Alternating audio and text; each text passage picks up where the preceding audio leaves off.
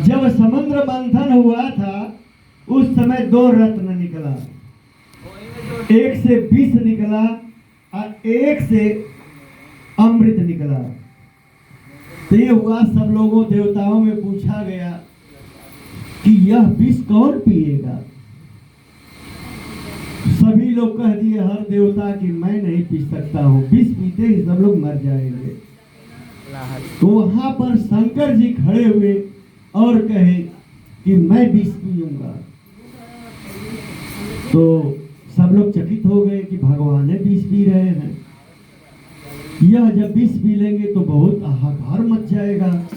कहे नहीं नहीं, मैं विष पीऊंगा, क्योंकि भगवान के भावों से प्रकट हुए, इनका नाम था नील लोहित। इनके पास इतना तेज था कि विष को पचा लेते। वही विष ये पिए हैं और उसके एवं में जब अमृत बच रहा था, अमृत बचा, हर देवता कहे कि हम अमृत पिएंगे। सभी लोग अमृत पीने के लिए तैयार हो गए। तो विष्णु भगवान वही मोहनी रूप धारण करके यह अमृत का बांटने के लिए तैयार हो गए। तो यह जो है राहु नहीं होता है, राहु केतु भैया परेशान के लिए होगा। तो के राहु सोचा कि मैं जा करके अगर अमृत पी लूंगा तो मैं भी अमर हो जाऊंगा। तो वहां पे अमृत बांटने के लिए जब मोहनी रूप भगवान श्री हरि पकड़ के बांट रहे हैं, पहले ही बार में राहु हाथ में लिया और मुंह में डाल दिया। तब तक भगवान को चटकन लग गया, करी ये तो राहु केवल माया रूप, यह ऋषि का रूप आ गया है। तुरंत चक्र सुदर्शन चलाए और उसका सर यहाँ से अलग हो गया। जब अलग हो गया तो उसके मुख से दो बूंद निकला बाहर। जब वह अमृत जो पिया था, दो बूंद बाहर निकल गया। एक से लहसुन हुआ और एक से प्याज हुआ। यह दुर्गंध लहसुन और प्याज में इसीलिए आता है क्योंकि राहु के मुख से गिरा हुआ है यह, लेकिन है तो अमृत दवा के काम में आता है। लेकिन ब्राह्मण और ऋषि महर्षि क्यों नहीं खाते हैं, क्यों नहीं लेते हैं कि यह दुर्गंध है। अगर लहसुन खा लीजिए तो आपका मुंह महकेगा, प्याज खा लेंगे तो मुंह महकेगा, बदबू आएगा। इसलिए वह वर्जित कर दिया गया कि इसको नहीं खाना है। रोगी के लिए उससे 100 रोग की दवा बनती है लहसुन और प्याज से। लेकिन ब्राह्मण जितने तपस्वी हैं भगवान के सामने खाकर नहीं जाते हैं। क्यों? यह बदबू मारता है, यह गंध है।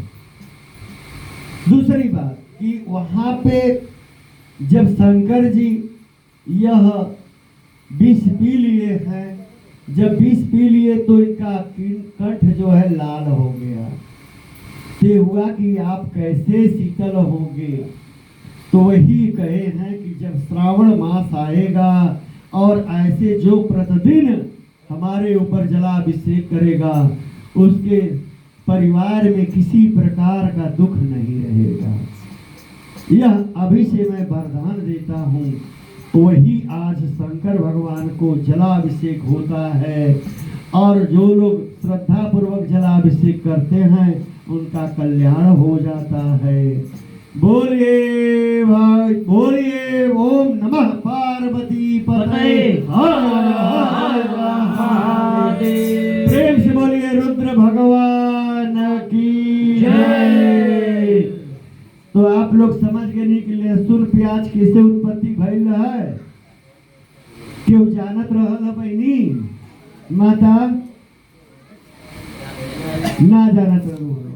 तो आज से जान जा कि लहसुन प्याज खा के और कहीं कथा होकर तो ना जाए के।